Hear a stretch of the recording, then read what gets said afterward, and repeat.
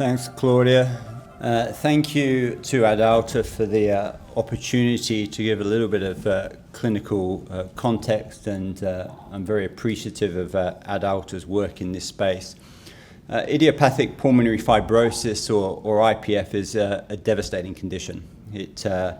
typically progresses and greatly shortens life, and as such it has a prognosis that is worse than that for lung cancer. And whilst it's designated as an orphan lung disease, it does affect over 300,000 people around the world, with up to 40,000 people dying each year from IPF. And from the point of diagnosis, the patient with this condition can expect a median survival of under 4 years, therefore greatly shortening their life.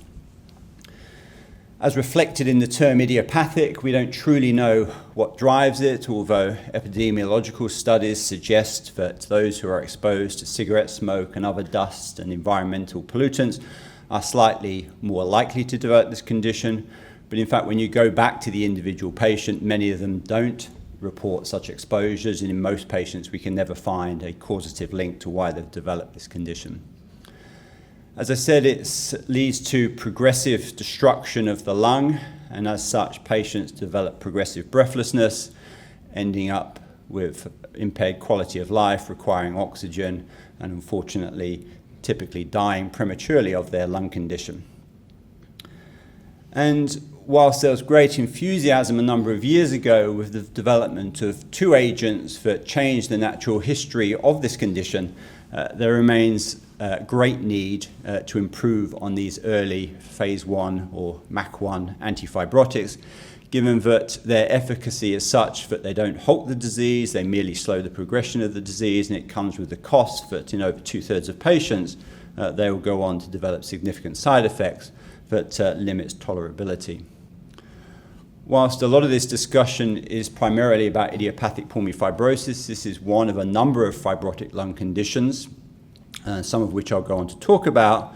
but it's worth just highlighting that interest in this area has actually accelerated over the 12 months through the recognition that a number of patients who survive COVID pneumonia end up with a fibrotic and irreversible condition, and therefore there may well be an extended indication for any antifibrotic drug that turns out to be efficacious. This slide just shows some of the activity in the research area with clinical trial activity, and I think it's encouraging that there are a number of biotechs that are in this field, but it's also discouraging in as much as that a number of these groups who may have shown early interest haven't been able to progress through to phase 3 studies and haven't been able to progress through to getting their drugs of interest into the clinics and therefore into our patients. And I think it was a great disappointment that the Galapagos study only recently was prematurely ceased on the basis of lack of efficacy as reported, although the full data hasn't been shown. As you can see from this slide, the importance of FDA recognition is important, and it's, I think in my mind, a key feature that AdAlta have been able to get orphan drug recognition, and that will certainly accelerate their pathway through the drug discovery pathway. So, as Tim said, we've been working with AdAlta for a number of years, trying to create some preclinical validity to the company extending into clinical trials. And based on some of our early work, we were able to demonstrate that CXCR4, the target drug, is indeed implicated and is significantly expressed in patients with idiopathic pulmonary fibrosis. And it's in numerous parts of the lung, not only in the lining of the lung, but also deeper seating in the lung, suggesting that there may be multiple targets that could be of interest to their therapeutic. And of course, we were able to have control tissue showing that that same exposure, which is shown as brown staining here, was not seen in healthy lung tissue. We also, as I said, studied a number of other fibrotic conditions. Idiopathic pulmonary fibrosis probably represents about 50% of the patients that I see in our lung fibrosis clinic, and we were interested to see whether or not CXCR4 was also staining positive in these other ILDs or interstitial lung disease, and indeed we saw a very similar pattern, which raises the possibility that that there may be a therapeutic benefit from offering an antifibrotic to these other conditions above and beyond what we might see in idiopathic pulmonary fibrosis. We also saw positive staining in some of the immune cells, which may mean that again that if we can stop immune cells that cause fibrosis from entering the lung, there may also be a target there that may be of benefit to our patients. So I think from that early work we saw that there are potential number of avenues where AD214 may have an effect.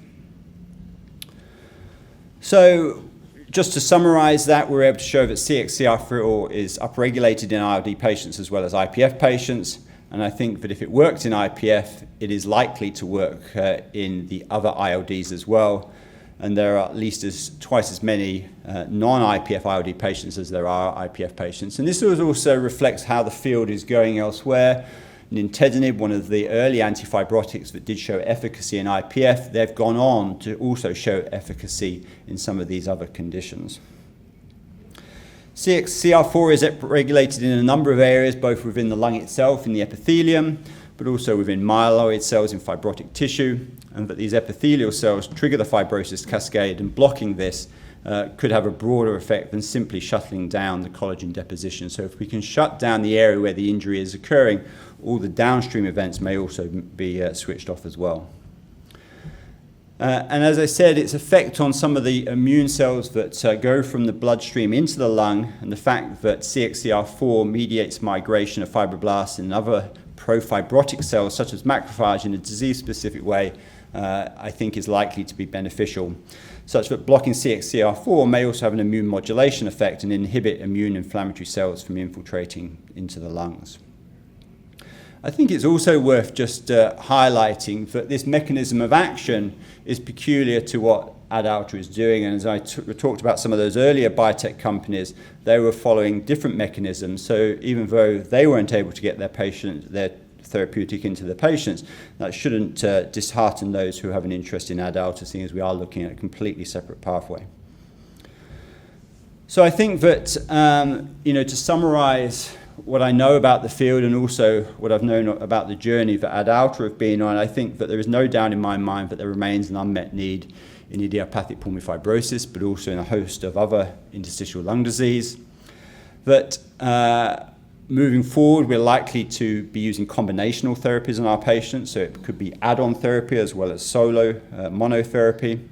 And I think that the research that we've done at the Alfred suggests that if we target CXCR4 and it works in IPF, it's almost certainly or likely to work in a number of the other interstitial lung diseases.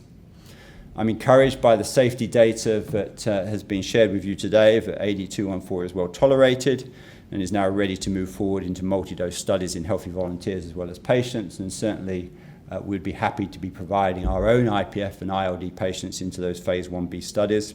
And also, again, the patients will be encouraged, but the data is supportive of extending that dosing interval to 2 weekly at least, and there's a potential of moving out further than that as well.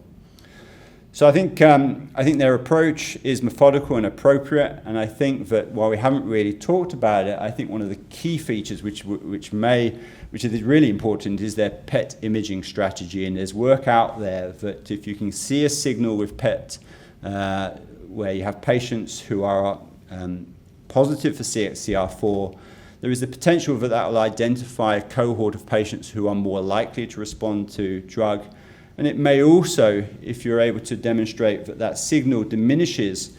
you may be able to greatly reduce the length of time that patients need to be studied in phase 3 studies from our current norm of 48 weeks to something a lot shorter, and clearly there's economic benefits in that. So I look forward to the further work that comes from the phase 1 studies. I think that it would be important to see what the CXCR4 receptor engagement in tissue looks like. I think we need to learn a little bit more of the nature of these anti-drug antibodies that, as Claudia says, are expected with a biologic. And I think that will also be interesting to see some of these blood markers to see whether or not that represents a biomarker. And again, if you can identify biomarkers that suggest efficacy, that greatly aids in the development of phase 2, phase 3 studies. I thank AdAlta for their interest and as well as the audience in this area.